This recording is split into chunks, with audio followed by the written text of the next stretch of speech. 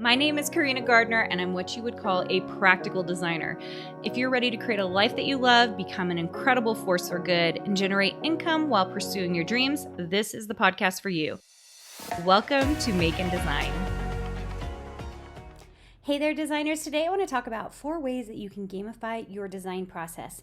Now, recently I did a YouTube live on this and it was really great. And so I thought I would make sure that you guys got it here. And by the way, if you have not been checking out, for 2025, I'm going live on YouTube at 11:30 a.m. Mountain Standard Time, or Mountain Daylight Time, which is 1:30 Eastern Time. And that's Monday through Friday. So if you want to see some interesting things, I'm doing a little bit of everything on those lives. I'm announcing new products. I'm giving you guys tips and tricks. I'm sharing the mess in my studio, which I recently did. I'm sharing with you all the updates in the barn, and I'm crafting with you. So if you want to check that out, go see what I've got going on there at youtube.com/Carina Gardner.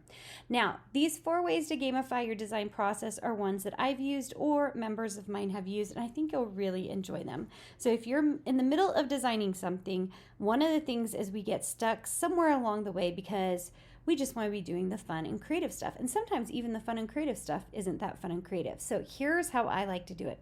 The first one is what I like to call mini design challenges. And so what I do is I set up my planner in a way where I have to finish things at certain times. So I will be like, okay, in the next 30 minutes, I'm going to finish 1 quote. In the next 15 minutes after that, I'm going to finish 1 more quote. In the 15 minutes after that, I'm going to finish another quote. And I'll have like a little checklist I'll build for myself to see how many things I can complete in a day. And I like to play this game with myself because, of course, if I finish a certain number of products in a certain amount of time, then I'm winning super fast and it's really awesome. I love it so much. And so it just makes it a really fast and incredible process. All right, so if you like that, it is something you can do literally today. Sit down, give yourself some little time limits, and you will be surprised at how fast you can create things. The second one is what I call the gold star method. Now, this method in particular was exemplified by one of my coaches, Julie. While she was in the program, she created for herself a huge checkbox list. Like, think of the chore chart list that we've created. And she created that for design work. And she had it taped up next to her computer. And every time she would finish a design and have it uploaded, she would mark it as good or done, give herself a check mark, or give herself a gold star. So this is reminiscent of those chore charts that we had as kids that are so great and, in my opinion, still really work. So I like a chore chart. I like a star sticker chart because I like to see that I'm making progress. Someone in the YouTube live mentioned that they really like doing this or thinking of doing this with a calendar. So they are just going to have their calendar and then they can mark off all the days that they did design work. I think this is a really great way for us to look back and see at all the hard work that we've already been doing. One of the problems with, I think, design, especially at the beginning, is we don't see a lot of results at the beginning. It takes quite a bit of time to create and build this design business of yours. And because of that, often we feel like we've made no progress. And I think a sticker chart, a checklist chart, these things prove, as we see visually, that we are doing stuff and we're getting stuff done. We're actually doing the right activities in our business, right? Like writing a blog post isn't usually the best or the right activity to be doing in your design business. Making design work is. That's like the correct thing we should be doing. And so being able to chart it out or see it on a calendar is huge for us because it really tells us that we're doing the work that's necessary to build this business out. All right, my favorite, number 3. I shouldn't say it's my favorite, but this is really fun. Number 3 is what I call collaborations. Now, this can be done a number of different ways, and I have a couple of examples for you. So, first of all, the whole idea of this is think about if you exercise, how much more willing you are to go exercise if someone else is exercising with you, right? If you know a friend's going to meet you at the gym, you're more likely to end up at the gym and exercising. Or this most recently happened to me. I joined a new gym, or like a Pilates center, because one of my girlfriends invited me to come do Pilates with her. And so what we find is that when there's peer pressure or there's social, which is pretty fun for us, we're more likely to do whatever it is we're going to do. Same thing applies in the design world. So here are some ways that you can set this up. So in particular, I was thinking about my Design Suite members for this. If you are a designer and you have another friend who's a designer, but you guys design very different things, pretend one of you designs sticker sheets and the other one designs fabric. Okay, so you design different things. What you can do is you can set up a meeting at the end of the day to show each other all the different things you made that day. Okay, something that you can do that's really fun is you can choose a theme. So for example, you could be like, we're going to do vegetables today. And so then you go start making vegetables for fabric, and you make vegetables for your sticker sheets. And then you, at the end of the day, have a little meeting and show each other what you did.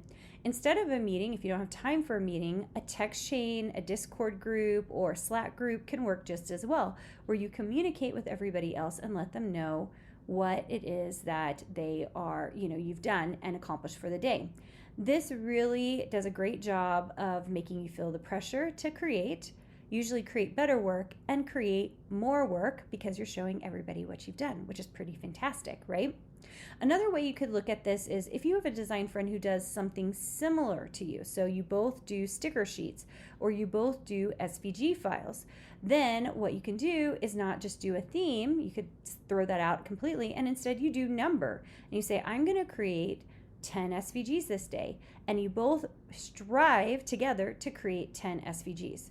This is a really great exercise that allows you to become faster and more diligent in learning your software, because by doing these types of challenges, you just simply get faster, which is incredible.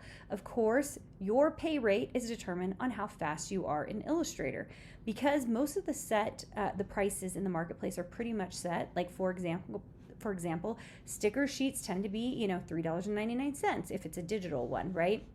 Or a single sticker might be 99 cents if you're doing an SVG file.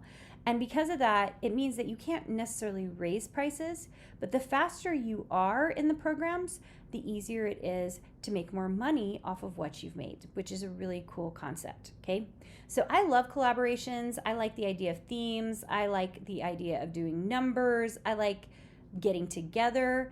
I like text chains, whatever it is that's going to keep it social and fun and make you feel like, oh my gosh, I got to get this thing done.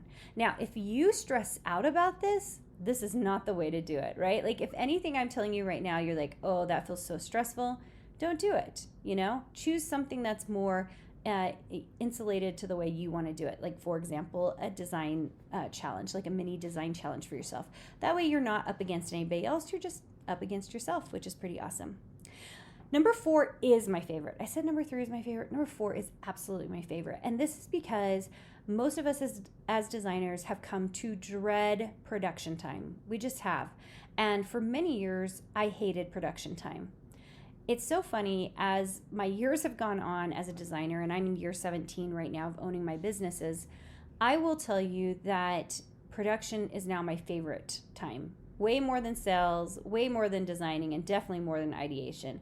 I love production time, and that's because I have gamified it to the utmost for me. And this might not work for you, but if it does, I will tell you it works like a charm. And that is this. I am not allowed to watch any of my guilty TV except for during production time. So production time in our design process model is the third piece of the model. And during that time, you are doing whatever it takes to get your stuff ready for a customer. So that's setting it up to RGB, CMYK, it's building all your mock-ups, it's building your preview, and it can be a number of other very boring, mundane tasks that take a lot of time. Setting up all the files, right? For an SVG, it might be a DXF, a PNG, and so forth. And so because of that, it is really important that you figure out a way to gamify this time in the process. It's almost always the point where most people quit and they don't want to do anything. For me, this is the only time I am allowed to watch my guilty TV. So if I'm watching some crazy reality show, I will have it on the side, and the only time I'm allowed to watch it is during production time, which is very, very stressful because I'll be doing my production time and I'll be done with production time and it will end mid-episode or it will end on a cliffhanger. But I am not allowed to watch that episode again or watch that show again until my next round of production. Now, this is interesting because it means that I am actually quicker about my design work because it means that I can get to production time sooner and watch one of my guilty pleasure shows. This has worked amazingly well for me. And here's the thing, I really believe in rewards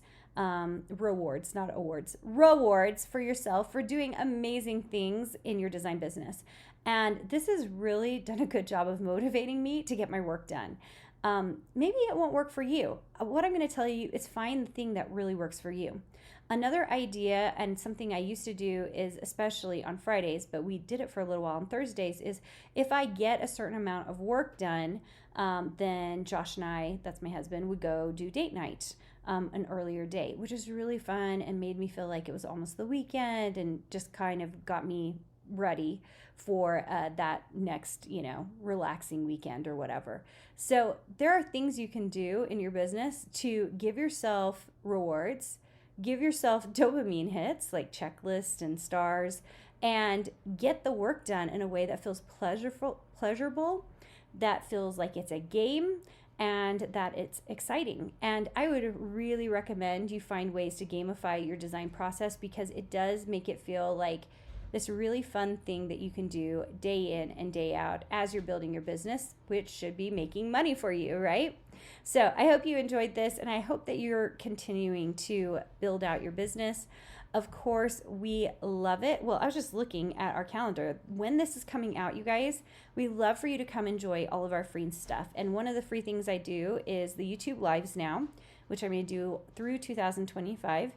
And, of course, this podcast. And then finally, our summits. So if you haven't come and joined our new summit, and I actually don't even know if I have the link for it. I'm going to look for it really quick. Our new summit is called the Sweet Life of a Designer Summit, and it is literally free. If you want the all access pass, you can get that. So it's just designsweetcourses.com/Sweet Life Summit. Come get your free ticket. We're doing things we've never done before. First of all, we have jam-packed, like so many amazing topics and designers and speaking events for this summit. So we have like 9 speaking events or presentations every single day. Then we have, I think, 2 to 3 lives every day, including a kickoff the Tuesday night before. And those lives are all going to be hosted on YouTube, so you can go check those out there, but you'll also get updates if you're signed up for the summit.